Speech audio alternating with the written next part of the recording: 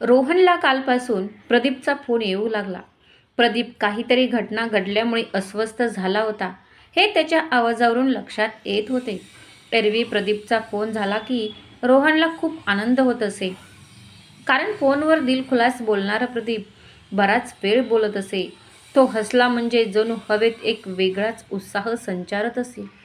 त्याचं दिसणं एखाद्या दाक्षिणात्य नटाप्रमाणे होतं.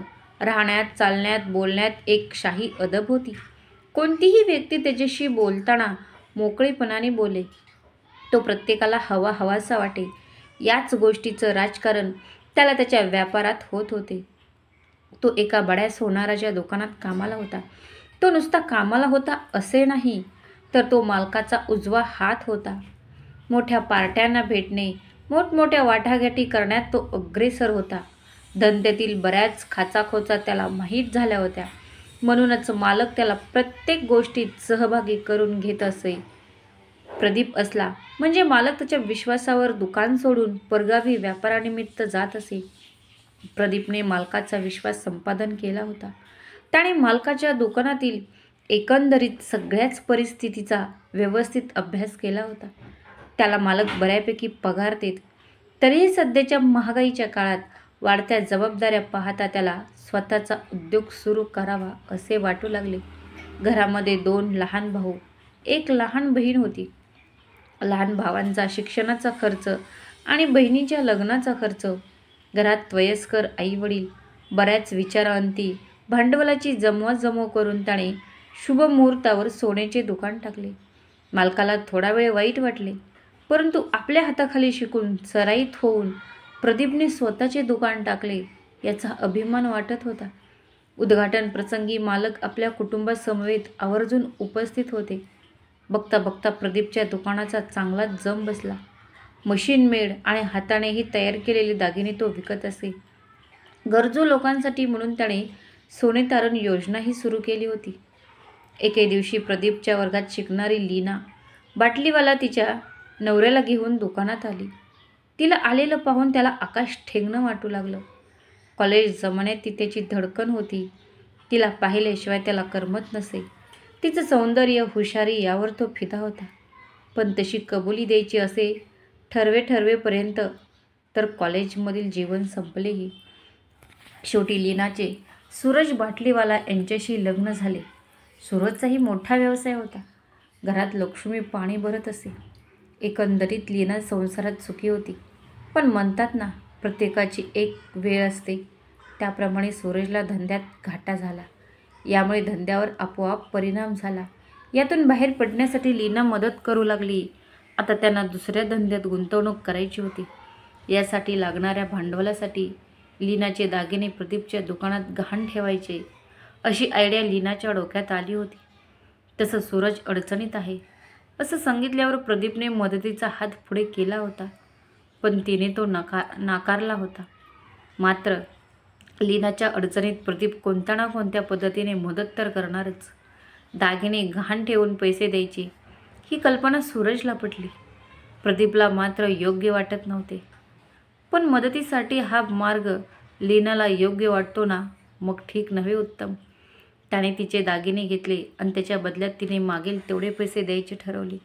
तिने 8 लाख रुपये मागितले. मनातल्या मनात तो विचार करू लागला, एवढी रक्कम देणं योग्य होईल का? पण मैत्रिणीपुढे व्यवहार बाजूला ठेवला. नाहीतरी काही न घेताही तो मदत करणारच होता. दागिन्यांची किंमत 6 लाखाच्या आसपास असेल, पण आपण तिचे उपयोगी पडू यातच त्याने धन्यता मानली. लीना आणि सूरजने मोठ्या कंपनीत पैसा गुंतवला होता. त्यांना बऱ्यापैकी फायदा होणार होता. लीना आता अधूनमधून प्रदीपकडे फेरफटका मारत असे. एके दिवशी प्रदीपच्या शेजारच्या शांती ज्वेलर्समधून एक स्त्री दागिने गहाण ठेवून पैसे उचलणार होती. पद्धतीप्रमाणे दागिने तपासल्यावर त्यातील काही दागिने खोटे निघाले. ते सोन्याचं पाणी दिलेले होते. माझ्या सासरच्या लोकांनी घातले, मला तर काय माहीत, अशी बतावणी त्या स्त्रीने केली. खरं तर ती स्त्री शांती ज्वेलर्सच्या दुकानात कामाला असणाऱ्या मुलाची बायको होती. खरं तर दागिन्याची तपासणी करायचे काम तोच मुलगा करत असे, पण आज योगायोगाने मालकाने स्वतः तपासले. मग काय, मागच्या अनेक गिरायकांचे दागिने तरी याने व्यवस्थित तपासले की याची काही मिलीभगतगिरी होती आणि बरोबर हेच मालकाच्या लक्षात आले. शेवटी व्यापारी दृष्टिकोनातून ते दागिने तपासलेच जाणार होते. पण नोकराकरवी हे काम झाले असते तर मालक फसला असता. समज देऊन त्याला कामावरून काढून टाकले. पोलिसात तक्रार मात्र दिली नाही. पण हा म्हणता म्हणता ही बातमी सराफ कट्ट्याच्या कानाकोपऱ्यात पोहोचली. प्रदीपलाही हा अनुभव नवाच होता. परंतु विश्वासातल्या जवळच्या माणसाने असे करणे चुकीचे होते. या गोष्टीमुळे सराफ कट्ट्याच्या सर्वच सराफांनी दागिने तपासून घेतले. तसं काही दागिने प्रदीपनेही तपासले. बघता बघता 2-3 वर्ष गेली. या कालावधीत प्रदीपचे राणीशी लग्न झाले. राजा राणी संसारात चांगलेच रमले होते. प्रदीपला राणी आल्यापासून घरीच काय पण दुकानातही मदत होत होती. राणीने बघता बघता दुकानातील प्रत्येक गोष्ट समजून घेतली. प्रदीपला परगावी व्यापारानिमित्त जाण्यास वेळ मिळू लागला. एके दिवशी व्यापाराच्या निमित्ताने काही महत्त्वाच्या वाटाघाटीसाठी तो मुंबईला गेला होता. लीना व तिचा नवरा सोनं सोडवून घेण्यासाठी आले होते. लीनाचा आपल्या घराविषयी घरोबा माहीतच होता. पण तरीही तिने नवऱ्याला फोन करून दागिने देत असल्याचं सांगितलं. रीतसर सर्व बाबी झाल्या. लीनाने दागिने घेताना तपासून देण्याची मागणी केली. दागिने ठेवून घेताना मात्र प्रदीपने दागिने तपासले नव्हते. राणीला त्यात काही विशेष वाटले नाही. म्हणूनच दागिने तपासले. दागिने तपासायला सांगितलेला नोकर मालकिनीकडे आश्चर्याने पाहू लागला. राणीने त्याला पटकन आवर, बाकीची गिऱ्हाईक खोळंबलेत असं तिने सांगितलं. पण त्याला स्थिर पाहून ती अवाक झाली. जणू तो बर्फच झाला होता. त्याने राणीला दागिने खोटं असल्याचं सांगितलं. राणीच्या डोळ्यापुढे दिवसा तारे चमकल्याचा भास झाला. आपल्याला उंच ठिकाणाहून कोणीतरी दरीत ढकललंय असा भास झाला. ही गोष्ट प्रदीपला सांगावी की नको अशी तिची द्विधा मनस्थिती झाली. परगावी आहेत, त्यांना हा धक्का सहन होईल का? ते मुंबईला महत्त्वाच्या कामानिमित्त परगावी गेले, त्यांना हा आघात कसा सहन होईल? या सगळ्या विचारात असतानाच लीनाने तिला हाक मारली. वहिनी, अहो द्या ना दागिने. मला कार्यक्रमाला जायची घाई नसती ना तर निवांत थांबले असते. राणीला तिला काय बोलावे ते सुचेना. गोड बोलून पाटीत खुंजूर फसण्याची कला तिला छान अवगत होती. तसं तर लग्न झाल्यापासून लीनाला पाहिलं की तिचं डोकं सटकत असे. पण काय करायचं, नवऱ्याची मैत्री म्हणजे वेगळाच रुबाब होता. लीनाला दागिने आत्ताच हवे म्हणत तिने तगादा लावला. उचललेली सर्व रक्कम त्यांनी राणीच्या पुढ्यात ठेवली. राणीला कोणीतरी शांत पाण्यात एकदम दगड टाकावा असं वाटलं. हो नाही करत तिने दागिने समोर ठेवले. लीनाने लाडीक स्वरात दागिने तपासून देण्याची मागणी केली होती आणि जवळजवळ ती जोरात किंचाळली. मी ठेवलेले हे दागिने नव्हते. राणीला तिने विचारणा केली. मी खरे दागिने ठेवले होते, खोटे नाही. खरं तर तिच्यापुढे दागिन्यांची तपासणी न होताच तिने ते दागिने खोटे आहेत हे कसे ओळखले? राणीचा संशय बळावला. पण ती काही बोलू शकली नाही. तिच्या डोक्यात विचारांचं काहूर माजलं.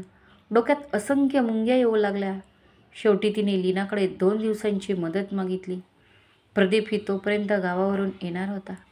परंतु लीनाने आता जमदग्नीचा अवतार धारण केला होता. आपण आता पोलिसात तक्रार दाखल करणार आहोत असं सांगितलं. क्षणात नात्यांचा खेळ तिने मोडला. विश्वासाने न तपासता घेतलेले दागिने परत देताना मात्र तपासल्याशिवाय घेणार नसल्याचे सांगितले. ती आपल्या निश्चयावर ठाम होती. तक्रार नोंदविल्यामुळे पोलिसांनी बघ्यांची गर्दी वाढली.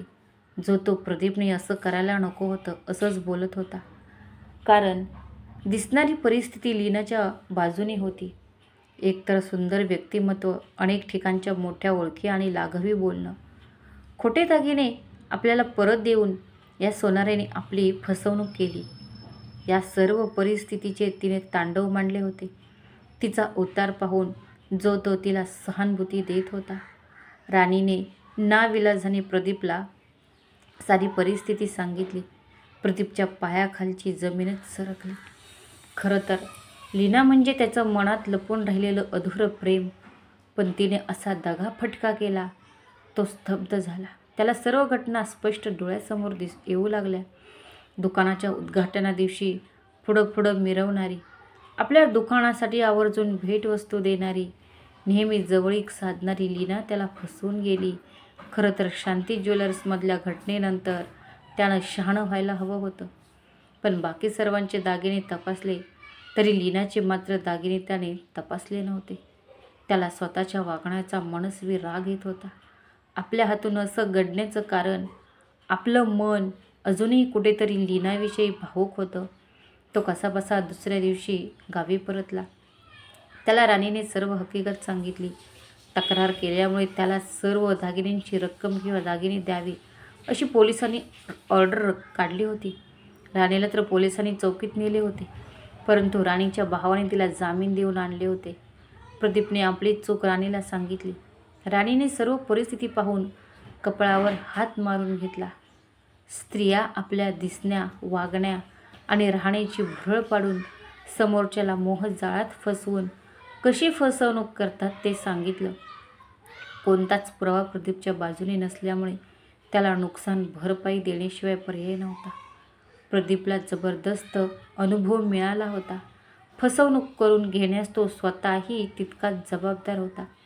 राणीने घेतलेली रक्कम वजा जाता बरीच रक्कम द्यावी लागणार होती. प्रदीपचा मित्र रोहन वकील होता.